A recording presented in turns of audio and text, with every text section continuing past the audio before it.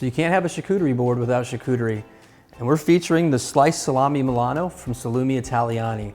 Today I'm going to show you some ways to arrange your charcuterie in a really cool way. The first one we're going to do is we're going to make a charcuterie rose.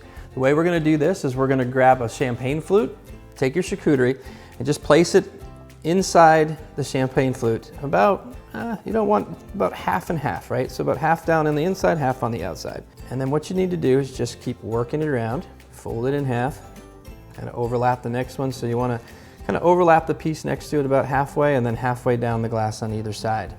I like to use champagne flutes because obviously the opening is a little smaller.